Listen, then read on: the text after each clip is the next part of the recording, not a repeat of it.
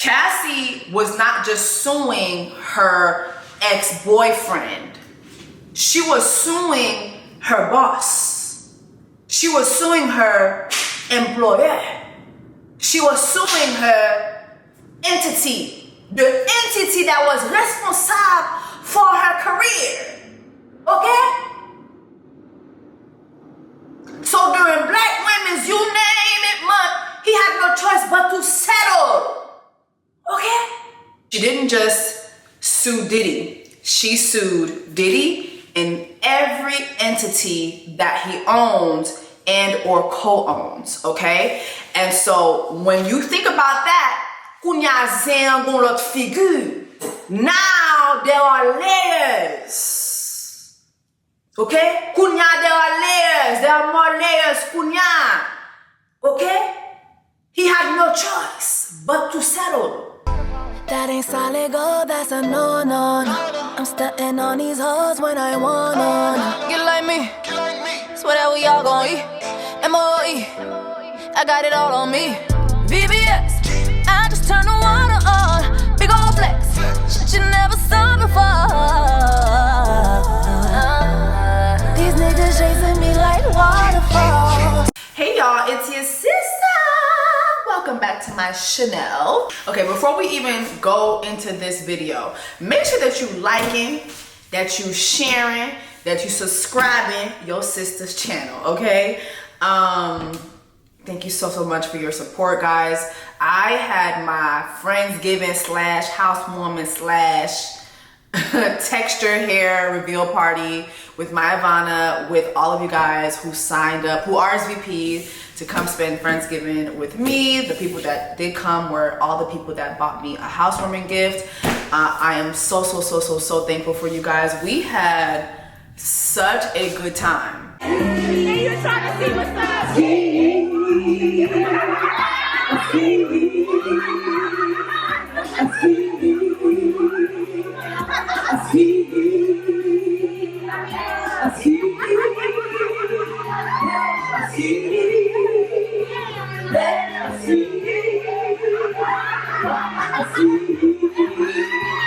I mean, we acted a plum fool. Like, I want to thank MYAVANA for helping me put this together. So if you follow me on socials, you probably saw me do this video a couple months back, me talking about finding out what my hair texture was, what my hair identity was through MYAVANA. MYAVANA is a female Black-owned hair tech company that specializes in educating you on what your hair type is, what the state of your hair is, and also specializes in partnering with other Black-owned hair companies that have products that are specifically tailored to what your hair goals are, okay? And so as you can see here, this is literally like my hair analysis from MYAVANA. We talked about my hair analysis at my housewarming party that wasn't at my house.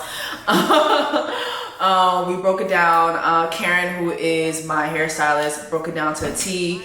What I like about MYAVANA, again, also not only does MYAVANA give you your hair analysis, but the system will also tell you what products are best for your hair. I just want to make sure that you all know about MYAVANA. I have had very negative experiences in hair salons at the hands of Black stylists. You know, like I remember there was one time when I went to go get my hair done and, you know, I loosened up my hair and it was, oh my God, you got a lot of hair. You know, I'm like, oh, thank you. And then it's like, ooh, you got a lot of hair. Okay. And by the end of the appointment, it was like, oh, you got a lot of hair. You know, and it's like, okay, bitch. Like, you got one more motherfucking time. You know what I mean? Like during Black Women's You Name It month. Like, you know what I'm saying? Like, why are we shading my hair? Like, do you not want to do my hair? Like, what is the problem? And then I would come into the salon and every time like that stylist would see me, like they would just like, oh, you know, like it just was crazy. And so finding a good hairstylist is such a battle. And then finding hairstylists that are invested in the state of your hair, the texture of your hair, and what works for your hair is even harder. So MYAVANA gets to bridge that gap. and I'm really, really excited to work with them. I started my hair journey during the summertime, and so by this time next year, I really do have goals for my hair. I'm not gonna say what the goal is yet, but I definitely have hair goals, and I think that I'll be able to achieve them with MYAVANA. So listen, if you wanna start your MYAVANA hair journey, I'm gonna go ahead and put everything down in the description box below for you. But I definitely wanna tell them thank you, thank you, thank you. And I'm not being paid to talk about this. I literally love this company. I love this company. I love the fact that it is a Black female-owned hair tech company.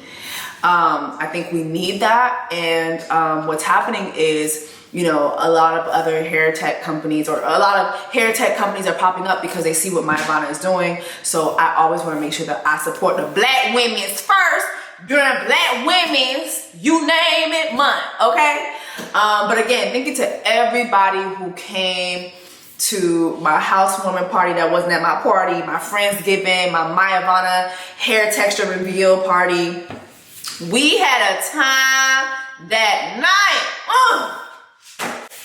We had a time that night. It was my pleasure. It was such a pleasure to meet so many of you guys and to talk to you guys and to just spend time with y'all. I really, really value that. I value the fact that y'all support me and that y'all like actually care about me, and I care about you guys. I love you guys, and I look forward to the next event. I'm already starting to put together a possible Galentine event. At the party, I was like, you know, what y'all think about me doing a Galentine? They're like, yes, duh. I was like, okay, cool. So we're gonna do a Galentine. So I'm gonna try to figure that out. I'm gonna try to see where we could do it in Atlanta, and then like in the next year, I am gonna try to venture out to other spots, because there were people who flew in for this, so I definitely want to make myself more accessible throughout the states and do stuff in your city. So you know what, let me know what city you're in. If you're watching this right now, drop down in the comment section, let me know what city you're in, and if you'd like to, you know, have some sister time, you know, in your city. One promise I always make y'all, I will make y'all, is that whatever event I put together for y'all, it will be for free. That's one promise I will always keep. That's Scout's honor. I will always do that, because I feel like y'all support me genuinely, and so I genuinely want to put stuff together for us that is for free. I mean, now if you got paid for parking, baby, there's nothing I can do about that. During Black Women's, you name it, month. I'm sorry. Parking is parking, baby, okay? But other than that, the event itself is gonna be for free, okay? Oh, and also shout out to Apartment 4B. I love Apartment 4B is actually like top 5 restaurant in Atlanta for me. I love Caribbean food. Shout out to Tasha, who's the owner of Apartment 4B. She's a St. Lucian girl. So I'm so happy that she let me have this at her restaurant. I'm really, really excited to do more stuff with her. So yeah, y'all. Oh, in addition to that, also just housekeeping too. If you have not listened to RELEM, make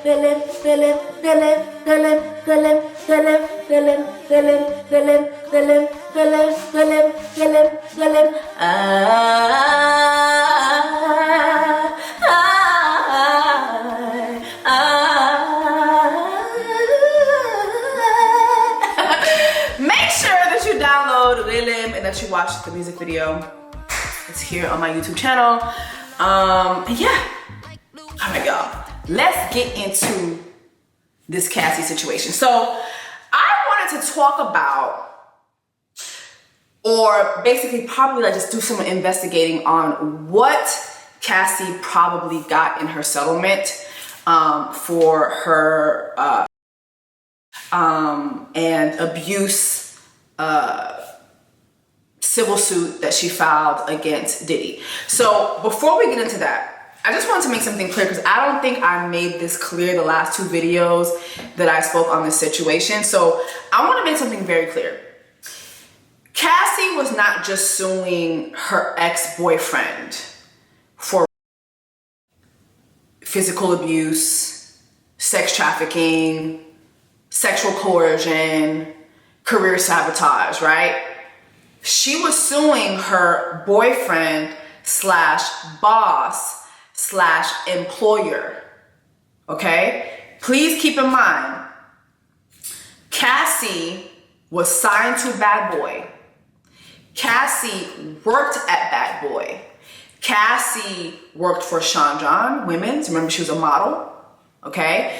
Cassie also did a lot of brand partnerships, whatever brand deals that, you know, Brother Love had, you know. I know now y'all see Carisha over, you know, here and there with Deliana Ciroc, but Cassie started that. Okay. And so Cassie was a major factor in how Brother Love moved many of his brands. And so when you look at the lawsuit, she didn't just sue Diddy. She sued Diddy and every entity that he owns and or co-owns, okay? And so when you think about that, now there are layers, okay? There are layers, there are more layers, okay? He had no choice but to settle. Because when you are mentioning all these entities and you're suing all these entities, there are employees at these entities, there are partners. You know, she mentioned some incidents where like security guards witnessed her him putting the paws on her. There were assistants who witnessed certain things. And so all of these people, if this went to trial, all of these people would have to come forward. And what was mentioned in the lawsuit, again, was just the tip of the iceberg. Okay? And so, I don't know, any of you guys are watching, have you guys ever like sued your employer? I remember, you know, being in college and working in call centers. Shout out to everybody who ever worked at a call center. You know what I'm saying? We used to do the mute challenge so well, child. You put an ox out, baby. Everybody on you. You know what I'm saying? You put that customer on the mute challenge. Everybody on you. Yeah, baby, I can't hear you. And then you drop the call. Bitch, put an ox cord out and drop the call, bitch. You know what I'm saying? Then you rest and ox cord for a little bit. You chit chat with your friend for a little bit. You know what I'm saying? Eat a little snack. You know what I'm saying? Then when I feel like you know what I'm saying, I put the ox back in, I take the next call. But anyway, I remember when I used to work in the call centers, bitches used to sue and get their settlement and still keep their job. I don't know why I thought about that today. And I think at the time, I didn't really think about the significance of that, but suing your employer, I think, and I haven't looked into these statistics, but suing your employer is not something that a lot of people just do, right? Because you gotta go pay for a lawyer, okay? You gotta have receipts on your side. And so when I think back to working down to the call center and seeing, you know what I'm saying, Keisha them file their lawsuits and get their settlements and still keep their job, it made me think of the fact that most of the time, yeah, it's best for an employer to just settle with you. Because by the time you file a lawsuit, that means you have the receipts and you're ready to pull out the big guns. Okay? And a lot of times, it's really in an employer's best interest to just settle with you, especially considering like what type of employer it is, you know, what, like where, you know, what kind of industry you're in. You know, when you're suing for certain things, employers don't want certain bad press. And so it's best for them to just to settle with you. And so I don't know, this all made me think about that. But also too, Diddy was a very unserious employer from day one. Okay? When you consider the fact that this man signed Cassie at 19 to a 10-album deal. Now, what I'm about to say, I'm not trying to shade her, but I think we could all agree sis ain't got 10-album deal vocals. Okay? Let's just we're just gonna be honest, right? Let's just, you know, let's just keep it above. Sis never had 10-album deal vocals. Stage presence never gave 10-album deal presence. Okay? Even star power wasn't giving 10 album deal, okay? When I think of women in the industry who have had 10 album deals, I think someone who made history with a 10 album deal, I'm trying to remember, I think last year I was watching Janet Jackson's documentary. I think it was on HBO Max or maybe Lifetime or something like that. And Janet Jackson had a 10 album deal or something like that. Let me see, 10 album deal.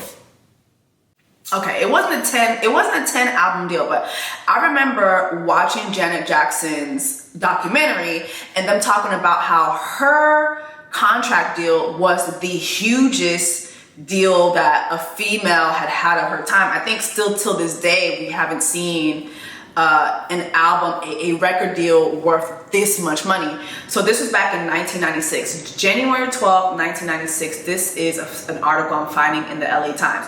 Janet Jackson spins a new record, $80 million deal, right? The pop diva Janet Jackson is expected to sign a 4-album contract today with Virgin Records worth an estimated $80 million, an unprecedented fee that analysts say could set the stage for another round of music industry mega deals. The pact is the biggest ever awarded, surpassing the $60 million deal mark shared by such superstars as Michael Jackson and Madonna. So she had an album deal that was worth more than Michael Jackson and Madonna with Virgin Records. Mind you, this was 1996.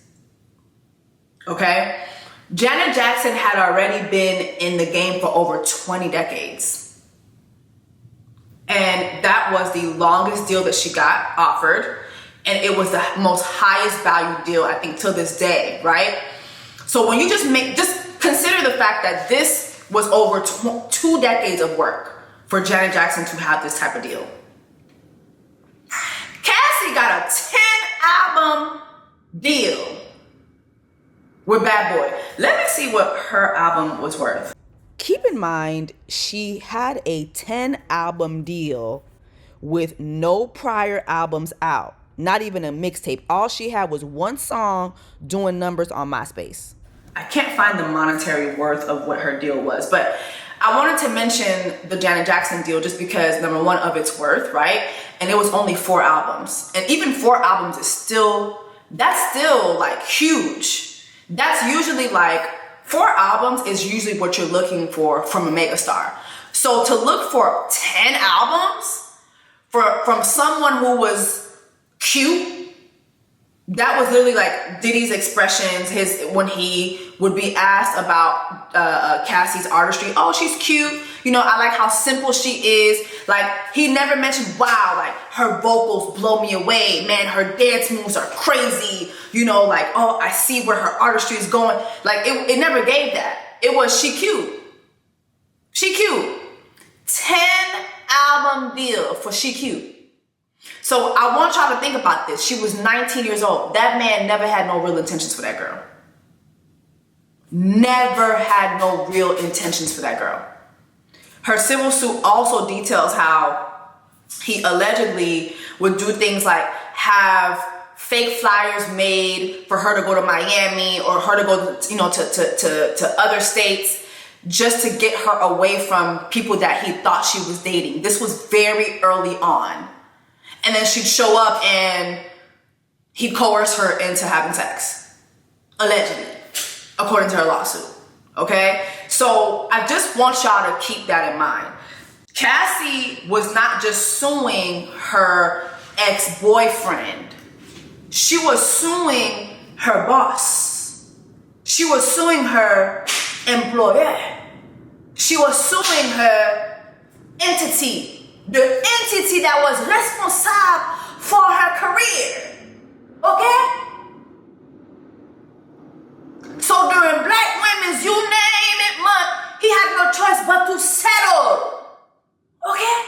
Another thing, right? There's so many people out there who are like, oh, wow, remember we're talking about how the conversation went from, wow, I'm proud of Cassie for standing up for herself and speaking up for herself and giving the encouragement to other victims to also come forward, to, oh, wow, bag secured. She was just after the money. She got $30 million. She secured $30 million. Mind you, her civil suit never mentioned what the monetary request was. To now it's, so it's either you want to be the voice or you want to get a bag. And let me make something very clear. Filing a lawsuit, whether it be civil, criminal, whatever, her filing that lawsuit is her being the voice. Is her being the voice. She is the voice. Whether that was her intention or not, again, her statute, she had, today's the 20th, she had until the 24th of this month to file that lawsuit. Okay? So my sister was on the clock to file that lawsuit. And she did just that. Okay? And she literally was given extra time under the New York Survivors Act that gave her an extra year to do that. I believe that's the name of the act. But yeah, that's her being the voice. And guess what? When you're being the voice against a billionaire, it gets you a bag. It gets you a bag. And to be honest, as a billionaire, millionaire, whatever, when you use your money and you use your power to leverage coercion, because what this case was, literally, what happened to this woman was, there's one word for it, coercion. Coercion and sexual abuse, okay? When you use your money and the power that your money has given you to coerce, to human traffic, to actually line other people up to this woman, and you join in, you should lose all of your money and all of your access. Because again, statistically speaking, many sexual abusers do not go to jail. Statistically speaking, if they do go to jail, it is not for long, because you all don't see sexual violence as sexual violence. Most of you see sexual violence as sex. The truth of the matter is, most of you are rapists. That's a whole other conversation. The truth of the matter is, most of you who look at this civil suit as this woman get into a bag are rapists and or are okay with being among you because you see as sex. That's a whole other conversation for another time. But yeah, she is the voice. She is a voice. That's her being a voice. So those of you with that rhetoric need to shut the fuck up because you sound dumb as fuck. Okay? Cassie got more balls than a lot of you niggas. Because see, a lot of you niggas in the industry are very aware of all this and didn't have the guts to stand up to this man. You know why? Because you're okay with it. In the same way you saw him have access to this, you wanted the same access to be sexually violent to these women in the industry as well. Y'all are okay, so let's talk about what Cassie may have gotten for her settlement, right? So I was looking at the statistics for what usually comes with a civil suit win for a victim such as Cassie, right? And when I was doing this research, I came across this article or this is this an article or, okay, I came across this 2017 data analysis report, Victims of Crime Act Victim Compensation Formula Grant Program. I can't remember how I came across this, but this is brought to you by Justice for Victims, Justice for All. It looks like this is the organization that specializes in getting justice for domestic violence survivors. And let me see, the Office of it looks like domestic violence as well as, you know, sexual assault victims. But as I was looking at this, I'm like, oh wow, I didn't know that there were organizations out there who have grant programs. And from what it seems like is these grant programs are set up to help you fight your legal battles. They're also set up to help you be compensated, whether or not you do win a civil case. And as I was doing a lot of this research too, it looks like there are certain organizations that are pushing states to have these programs in place, right? So that victims of domestic violence, which is what Cassie went through, can be compensated. I also found this other website, dvcct.org. What is this? The Domestic Violence Crisis Center. That's the name of the organization. Did you know you may be eligible to receive financial help with expenses directly related to domestic violence? The Office of Victim Services for the state of Connecticut is able to provide financial support to victims of domestic violence. So it looks like Connecticut has this in place. So there are certain states. Check your states.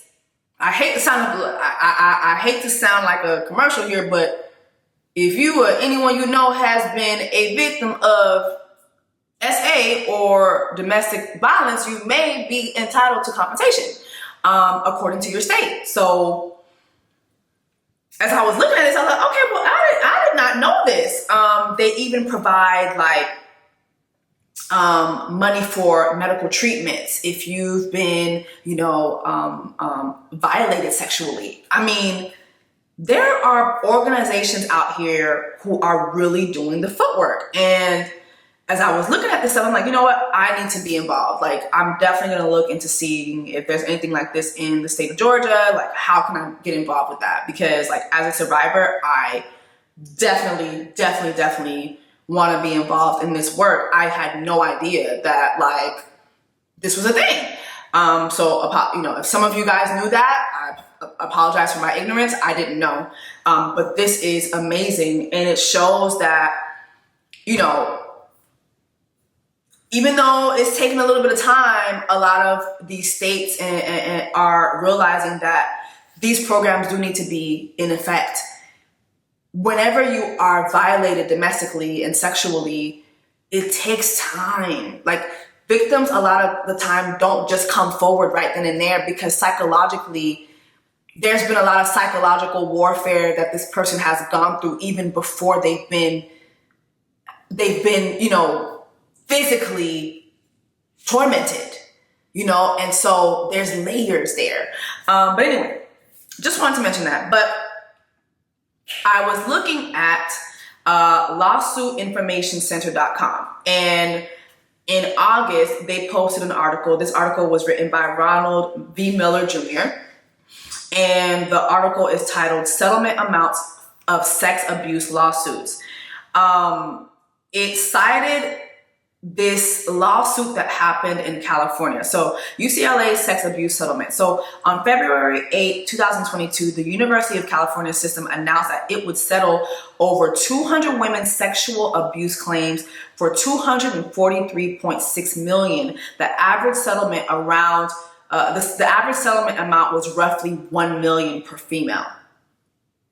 The women alleged that former UCLA gynecologist James Heaps sexually assaulted them. They claimed Heaps inappropriately touched them and made lewd comments during breast and vaginal exams. The women also claimed the university failed to stop his abuse. Okay, now in November 2020, UCLA settled with thousands of former Heaps patients for $73 million. That's another settlement. So in total, they've settled for we're talking at least over $300 million here for sexual assault that happened on their campus, okay? Also, I want you guys to keep in mind that from what it looks like, on average, each victim was being awarded at least $1 million because they were being assaulted during these exams with the doctor. So we're talking about at least one exam per year. So we're talking about at the very least 4 times during their college experience, they were assaulted by this gynecologist, right? And they're getting at least around $1 million or more for, you know, their pain and suffering. And so I wanted to say that because when you put that into perspective, you have someone like Cassie who was enduring pain and suffering for 13 years. Okay. And so, and mind you, again, she wasn't just suing her ex-boyfriend. She was suing her ex-boyfriend / employer / slash partner / like she was suing all of his entities. So I just want you to keep that into perspective when we're thinking about dollar amounts. Again, it is always best to settle this, especially if you're a big entity like UCLA, right? This year in West Virginia, there was a $100 million settlement. Former students at a private boarding school allege that they suffered various forms of abuse, including bodily injuries, sexual misconduct, false imprisonment, malnutrition, and emotional distress during their time there. The alleged abuse included being confined in small, dark, and cold rooms for prolonged periods with minimal food and unsanitary conditions. Jeez. There were also claims that the school did what we see in so many clergy abuse and other institutional abuse cases. It concealed evidence of this maltreatment. A significant settlement of around $100 million was reached to resolve many of these claims, though other cases remain pending. So the $100 million is just the base. Let me see if I can find, okay, so that's a lot of money. So according to this article, there's a section of the article that says how sex abuse settlement amounts are determined. So the calculation of sexual abuse settlement amounts is a complex and sensitive process that takes into account a number of different factors. Okay, so there's no one size fits all here.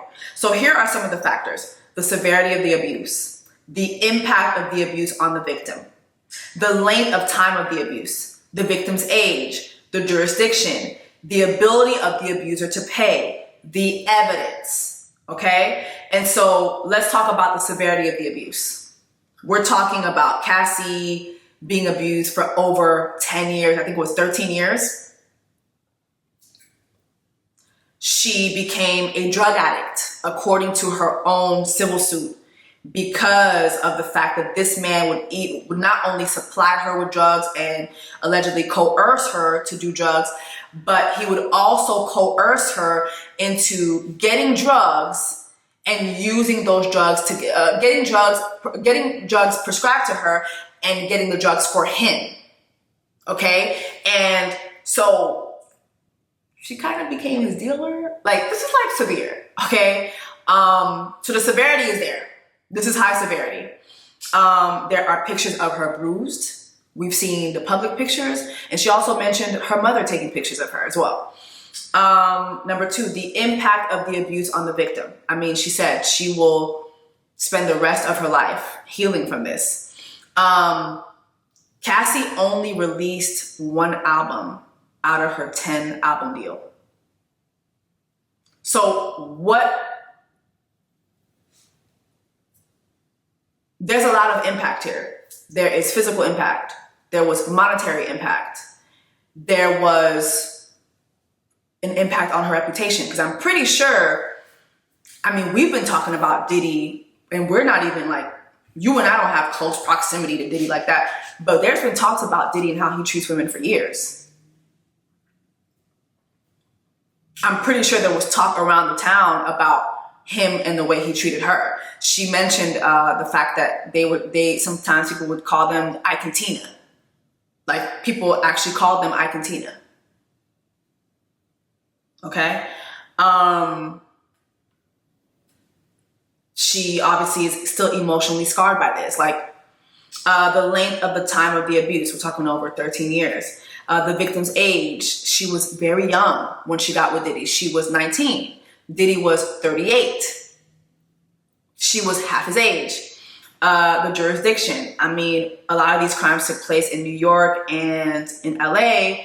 We talked about the fact that, you know, this New Survivors Act gave her more time to file this lawsuit. And New York, states like New York, California, these states are very much in favor of, these states are actually very much in favor of shutting down defamation cases. And so the fact that he didn't countersue with defamation tells me everything I needed to know. We saw what happened with Johnny Depp and Amber Heard. Like, and Johnny Depp was willing to lose his entire career to go to trial with this lady. Even after he agreed to settle with her, and she still wouldn't shut the fuck up, right? Whether she was lying or not, he was willing to go to trial. Diddy settled this immediately in a state where defamation is very hard to fight, is very hard to win. LA, very hard to win that. That's where I have my defamation suit with Karen. Very hard to win that. And so these states are actually in your favor, and he decided to settle. The abusers, also too, back to jurisdiction, you know, you have to look at what laws are in place. You know, obviously, again, the Survivors Act was there, so that was more in favor of her or other victims. You know, always be like, please do your research on your state laws when it comes to anything that you guys are facing legally. Those state laws matter. Where you file your lawsuit matters. So like if you live in Georgia and someone did something to you in LA, although it took place in LA, it might be best for you to file a lawsuit in Georgia because that's where you live. You know, those are conversations that your lawyer will have with you, right? The ability of the abuser to pay. P. Diddy always reminding us that he a billionaire, okay? Every chance he get, he lets us know. Black excellence, right? During Black Women's You Name It month, right? Black excellence, I'm a billionaire. You know what I'm saying? You got the coin. You got the coin. The evidence. I mean, and it's not just Cassie's evidence, it's the internet. Twitter itself. The receipts on Twitter that people are pulling up. The fact that Kid Cudi came forward through his team and said, yes, it's true. He threatened to blow up my car. My car blew up the next day. It is very true. The corroborations. You know what I'm saying? The little Asian girl that was on Tasha K talking about what happened to her. It's the same story. 50 Cent coming out and saying what he did. We're good. What he said. We're going to get into that. So those are the main factors that are used in figuring out those are the factors used in figuring out what the settlement amounts should be determined. Usually, dang, I came across an article earlier. I can't find it, but from what I was seeing was basically based on those factors, right? What then is determined is the alleged abuser's worth.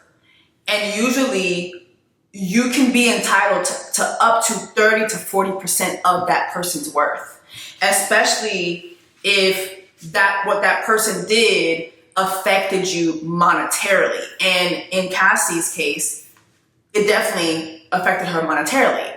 What money did she make from her music? All of her livelihood was tied to all of Sean Puffy Combs' Brother Love's entities. And so she was at his mercy, okay? And then when remember, she talks about the fact that even when she would try to leave, you know, he would have lawyers contact her. Hey, it would be in your best favor to answer this man's phone calls. It would be in your best favor to do what this man is asking you to do because he is your employer. You have this contract, right?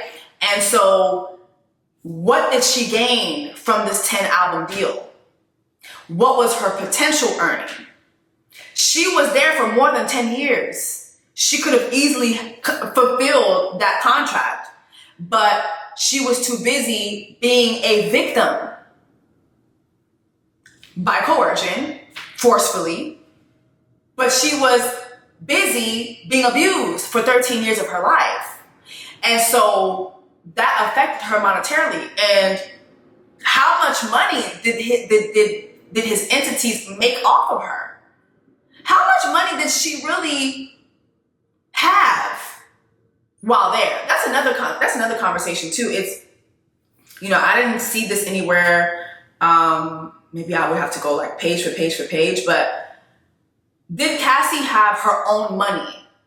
Or was her money totally controlled by him too? Like, did she have a bank account where she could go and just make a withdrawal without him knowing what she was withdrawing?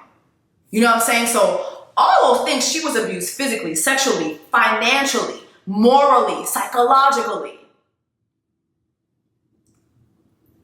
So that $30 million shakedown that he's accusing her of, I don't know. For me, I think sis probably got around 3 times more than that. At least 3 times in that. I think it would be around 100. That's what I would be seeking. That's what I would be seeking. And I think she would be totally entitled to that. That would be what, about 10% of his worth if he is a billionaire? Because remember, I still don't think that he is because of the whole Diageo thing. I think that would make sense. Tell me what you guys think. If most of the time these victims are seen to be entitled to between 20 to 40% of this person's worth, 100 million being 10%, I think that makes sense. I think that makes sense. And again, that's a win-win for her because she was the voice and she got paid. Pay me for my pain and suffering. Period. You want to be out here abusing bitches? Well, this is your fee. This is your fee. Your reputation is fucked up, and now you gotta pay me. Bye!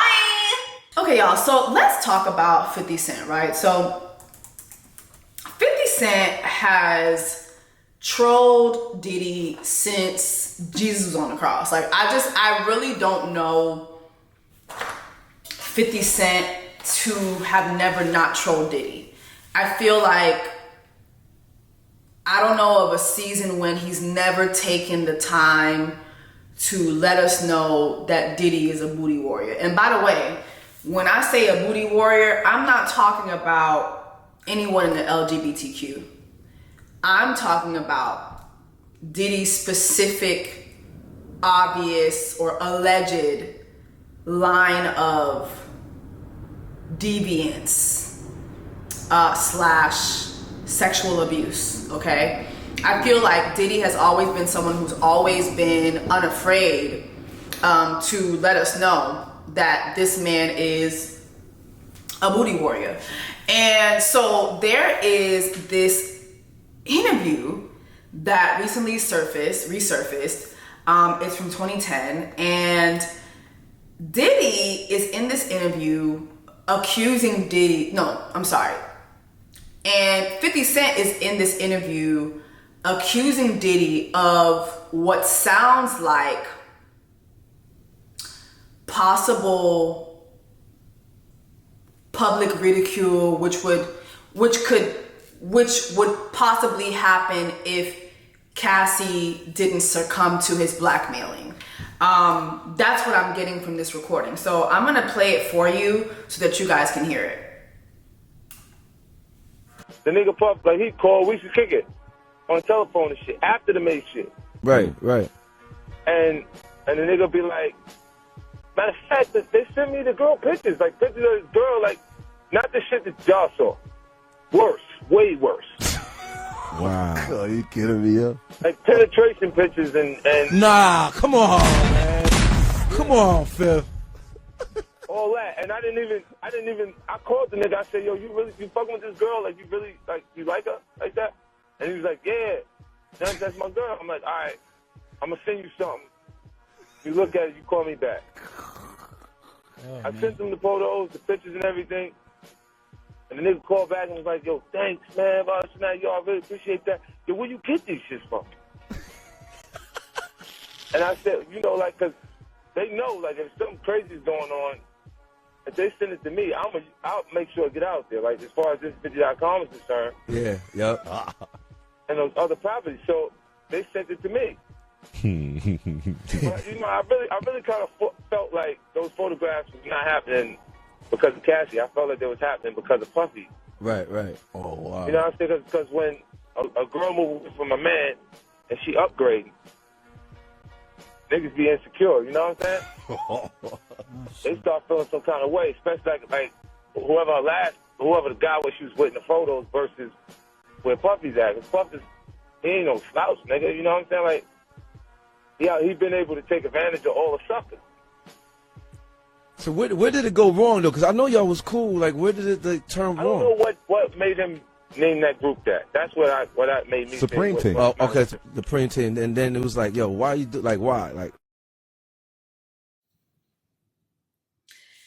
you know it's bad when 50 Cent sounds sincerely concerned. Like, this man sounds sincerely concerned, and it's quite annoying to hear these men laugh when you're listening to him detail the fact that Puffy made sure to leak pictures of Cassie with the succession of men that she mentioned in her lawsuit. And remember, in her lawsuit, she detailed how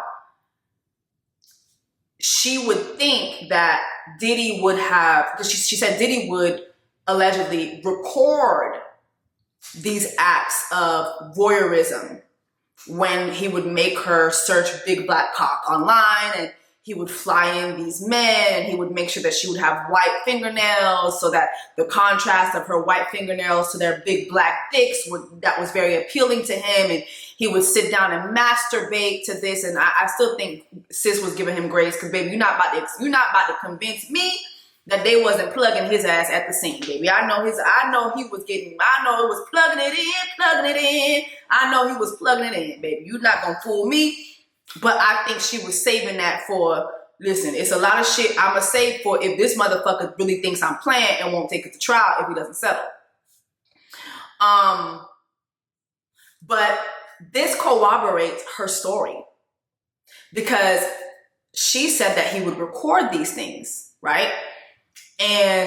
But she would think he would record and get rid of them, right? But there were times when he would force her to watch footage from his phone, like, yeah, bitch, I still got this footage.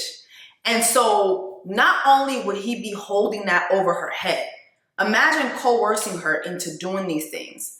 Imagine coercing her into getting trains ran on her, into getting sexually abused by a succession of men, right? And that not being enough. And you moving forward and saying, ooh, let me get one of my people to send this to thisis50.com. I don't know if you guys remember thisis50.com. I vaguely remember it, but from what I remember, like, 50 Cent was like the Black Perez Hilton. Like, it was bad. It was bad. And so it's really bad that 50 was so concerned about this and he didn't release those footage, the pictures or any videos that Puffy sent. And he actually called Puffy and said, isn't this your girl? And he's telling these men, yo, I wasn't receiving this stuff because of her. It was him sending it in because he knew This Is 50 would push it out. He felt, yeah, they're going to push it out there. He wanted he wanted to ridicule her to the world. This corroborates her civil suit. There's so many people, oh, what receipts? Ain't no receipts. That's a receipt. You have him corroborating it. You have Kid Cudi corroborating it. I even found this, I went down this deep rabbit hole of, even with Kim Porter, I found this Essence article. Kim Porter on breaking up with Sean Diddy Combs and starting fresh. This article was written October 29th, 2020. Actually, it was updated October 29, 2020. So it must have been written before that. But this is an article, this is an interview where Essence interviews her about breaking up with Diddy. And the first question they ask her is, you left the relationship in a very dramatic way. I understand you waited until Sean was out of town and then you packed up the house. You took the cars, the nursery furniture, the kitchen table, everything. Why did it go down like that? And her answer was, because there was no way. You think he would let me walk out the door? He wouldn't have wanted me to go.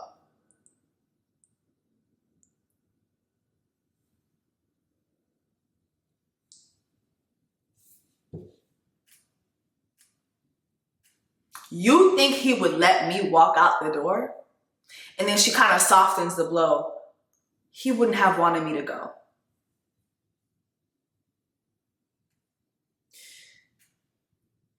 The interviewer then says, were you scared? She said, oh, no, not at all. But I wanted to be dramatic. I wanted him to know I wasn't breaking up with him for 2 weeks or maybe leaving for 2 days. If I pack up everything, twins and all, it means I'm out. Puffy's an action person, not a talk person. So I had to have action. Telling him, babe, I'm leaving was not gonna do it. The next question was, did your girlfriends come over to help? She said, yeah, I did have a little party packing crew. Yes, I did. My friends were very supportive. Girl, you're not fooling me. Rest in peace to Kim Porter, but you're not fooling me, baby. Soon as that man got out of town, she was out of there. You didn't have no party. She got the fuck ASAP. And there have been many stories out there about alleged abuse between him and Kim. There was a story that I found about her nose being broken. This was on a gossip site. I mean, you know, there's no fact checking here, but there was this website called Cake and Ice Cream.blogspot.com. So here's the story. P. Diddy and his girlfriend Kim Porter got into an argument in Saint-Tropez on a yacht. Following the argument, Kim had a broken nose. Diddy flew a plastic surgeon in from Geneva in the early hours of the morning. A friend tells Britain's Sun's newspaper, by 2 a.m., they were arguing loudly. This went on for several hours. Then 7 a.m., there was screaming. According to the former model Porter, who is the mother of Combs' 6-year-old son, Christian, she banged her nose on a table after the argument.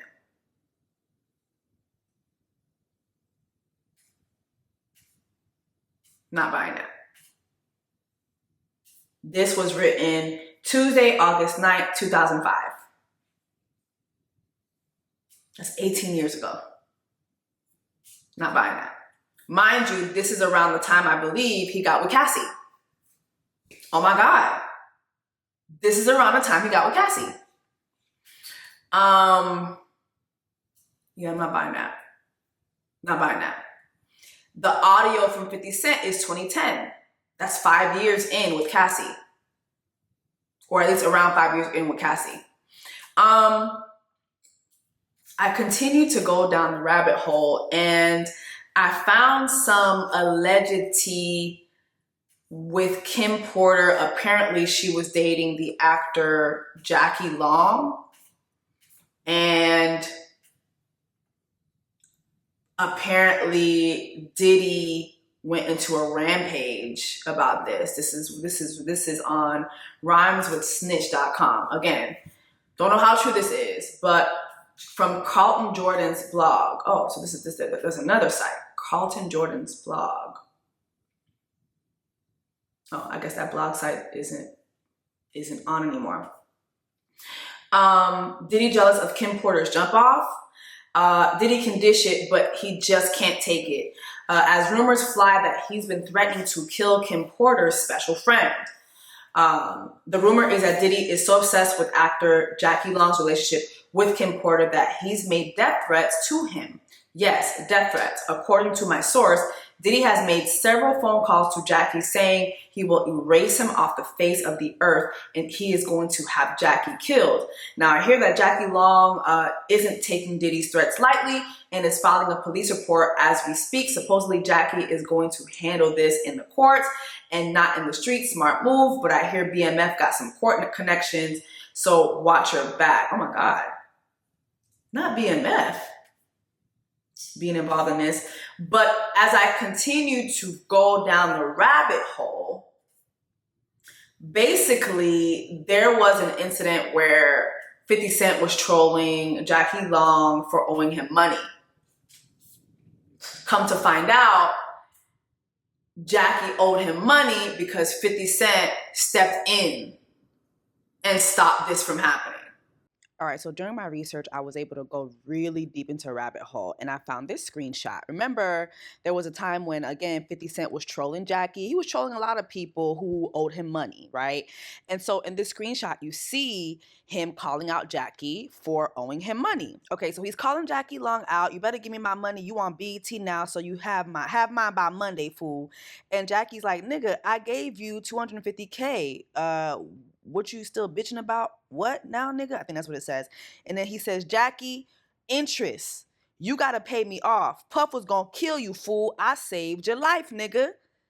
Like, first of all, 50 Cent is dead ass my July 6th birthday twin. It's crazy. Like, we really have the same energy. Baby, one thing about us, we're gonna stand 10 toes down and we're gonna call motherfuckers out and get our money. But also, this is 50 Cent corroborating the tea, the alleged tea, that Puffy was trying to expire this man's life. So basically, 50 Cent is Batman? That's what y'all trying to tell me? Because this makes 2 lives that 50 Cent was able to step in and help out. 50 Cent is Batman. Y'all not about to convince me otherwise, period. Okay? And so that's why 50 Cent... 50 has very sinister humor, and I can understand it because he's my July 6th twin, and male cancers are very demonic. But I think that in his own way, 50 be warning niggas. 50 be saying, yo, this shit over here ain't it. And it's crazy to hear him in that interview and how serious he was, and nobody believed him. And so trolling has been the only way people really pay attention to what he's saying, really. And mind you, too, the fact that 50 Cent, this is how I know, again, if 50 Cent is concerned about some shit like that, this is how I know Brother Love ain't shit, and Brother Love ain't got no God in him. Remember, 50 Cent is the same person who won against Tierra Marie. Remember, Tierra Marie sued him for her revenge porn, right? He went all the way to court with her. She sued him for $50,000, I believe it was, or she owes him $50,000 for his court fees against her in the case that she filed. She was seeking... Tierra Marie sued 50 Cent in May of 2018 for reposting explicit images of her on Instagram that were originally leaked by Mari's ex-boyfriend, Akbar Abdul Abad. In January 2019, a judge sided with 50 and dismissed the case, ordering Mari to pay the rapper $30,618 in legal fees. And I guess since then, of course, the interest builds up. And now it's over. Well, I think... Well, this article was written, I think, 2 years ago? So it's she probably owes way more than $50,000. But remember, she sued him for revenge porn. He wasn't the one that leaked it. He just reposted something that was on his timeline. Instead of suing her ex-boyfriend, she went for 50, right? And what did 50 do? 50 fired back at her, which to me said a lot because I still think it was inappropriate for him to repost it. However, he was willing to see her in fucking court. And again, this is 50 Cent we're talking about. He was willing to see her in fucking court. The fact that Diddy wouldn't do that with Cassie tells me everything I need to know. Tells me everything I need to know. Last thing I want to talk about is Slim Thug. So Slim Thug made some commentary about the Cassie stuff and the Cassie case. And honestly, I'm convinced that black men hate us. I really am.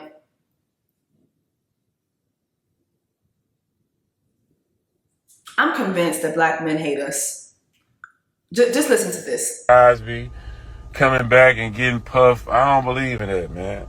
When shit go down, speak on that shit right then, or it's out of it. It should be null and void. You shouldn't even have no type of nothing. You shouldn't be able to do shit unless you let the people know what happened immediately. There should be a time limit on this shit. What happened was you got around them motherfuckers stand up on love shit. This is what happened. I'm gonna tell you what always happened, right? You was with a billionaire with all this bread all this time, and then you went followed your heart to with a trainer. That motherfucking apartment got smiled in the bitch. That lifestyle fell off. Now it's struggle time. The love wearing off, and now you trying to come up with ways to figure out how to get paid. Now I'm healed and I can talk about it. I want to expose niggas in my books. You did that. I just want to call attention to the fact that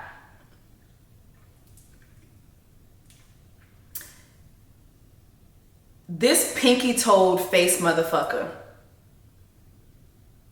I just want to shine light on the fact that this koala bear faced ass motherfucker not once said it's wrong. If Diddy did those things, it's wrong. It's wrong for anybody to do that to anybody. It's wrong for a man to abuse a woman. It's wrong for a man to sexually abuse a woman. It's wrong for a man to coerce a woman. Not once did he say that. Not once during his speech. Not once during his I have a dream that all races should peace speech did he say this is wrong. We have to stop putting our hands on our women. We have to stop sexually abusing our women. Never once did he say that. He's fighting for the right. He's fighting for the right for Diddy, him, and all of his other peers who have very close proximity to money, because this motherfucker ain't got Diddy money, right? But he's fighting for their right to be able to abuse as long as you're around the money. You were around the money, sweetie. It was good when you was being abused and you was around the money, right? So why would you try to expose it now?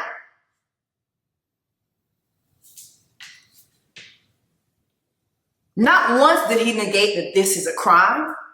And as a matter of fact, not once did he defend Diddy. No, I'm still waiting for men, prominent men in the industry to come forward and say, man, Diddy would never do that.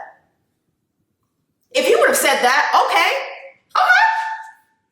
Not one man, not one woman.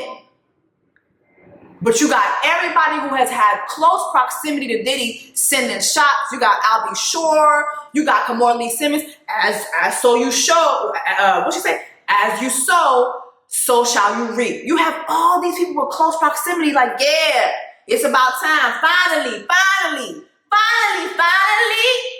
it has happened to him. Like, finally. No. You got this bitch getting online to tell you, yo, it's okay for you to be abused as long as you're around the money. These men are letting you know that they fucking hate black women. Like, unsolicited. And then Slim Thug with this, I have a dream to in peace speech, you're also letting us know that you've been around. That's what you're letting us know. This is the vibe of this. You've been around, and that it was okay because money was being spent. That's what you're saying. You've been a coercer. You've participated in coercion because you're a rapper and you have close proximity to money.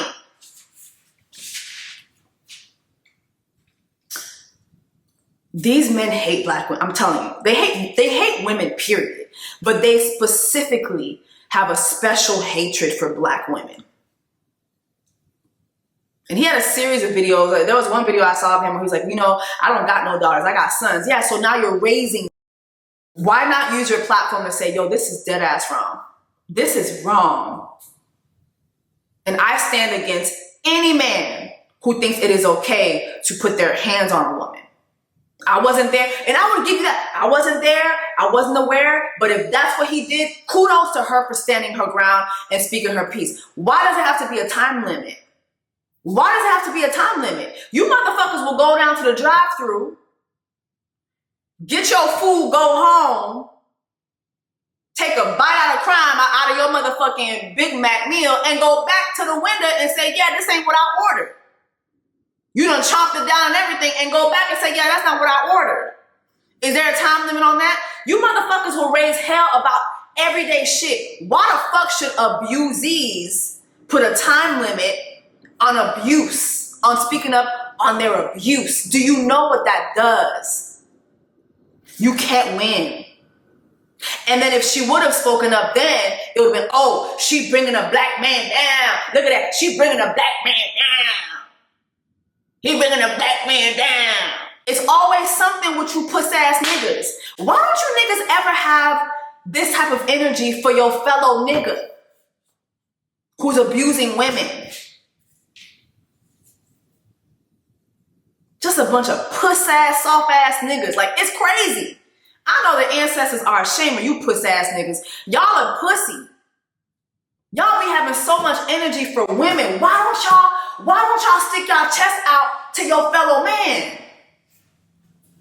Y'all be so gutter when it comes to women. Y'all fellas be so ruffled, sassy ass, bitch ass niggas. Why don't y'all ever have this type of energy for when men abuse women? Why? Bunch of weak ass niggas. Like, and then you should have shut your ass up, because now the timeline saying you slept with your cousin and you gotta. Let me not talk about the child. Let me not talk about the child. I ain't got no kids yet. Mama say, Mama say, Mama kusa. I don't want to speak on nobody's kids, because I don't got no kids yet. I'm praying for healthy future children in Jesus' name. But they saying your child is a because you had your child with your cousin. You need to shut the fuck up. You know what? I need to start a shut the fuck up ministry and just make a list of all the people who just need to shut the fuck up. And you would be at the top of the list. You, Shabang Bang, who else? Peter Guns. Y'all need to shut the fuck up. Shut the fuck up, please. Just a waste of space of just a waste of space of humanity. My Lord. Whew. My Lord, my head hurts. All right, y'all. I think that's a wrap for me. I don't think I'm going to talk about this shit no more. I'm tired. It's about to be Thanksgiving. It's about to be you name it day. Really excited to get down and chomp on somebody's turkey. I'm not cooking nothing. I ain't bringing shit to nobody's house. I'm just bringing my belly. Praise the Lord, okay? I'm probably going to record some dating show stuff, just like to have played during the week. Who knows? Or I might not do shit. You know what? Maybe I'll just take the week off, okay? I'm tired. But yeah, let me know your thoughts on this.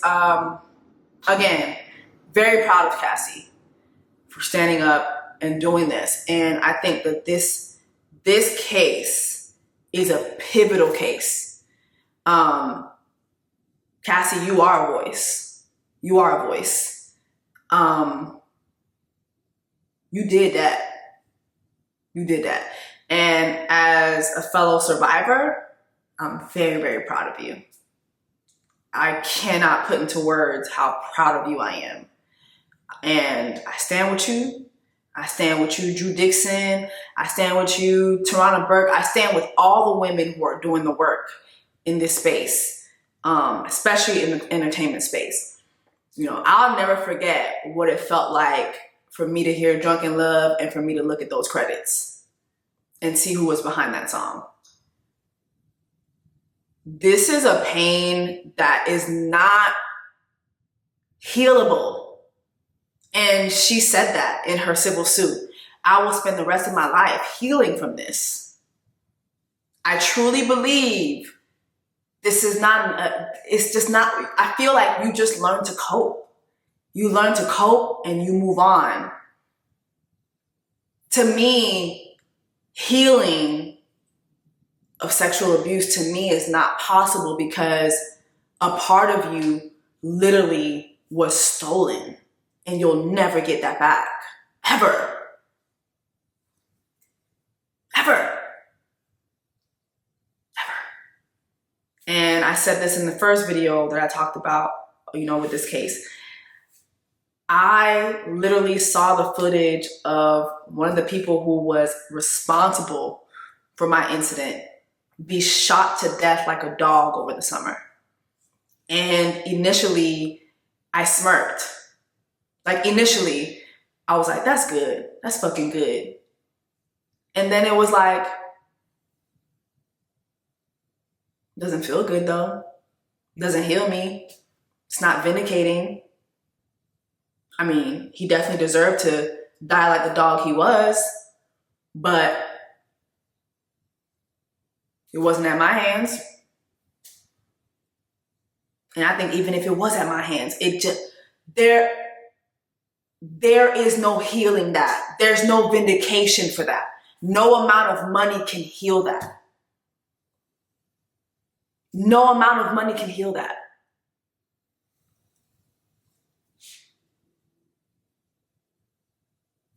No amount of money can heal that.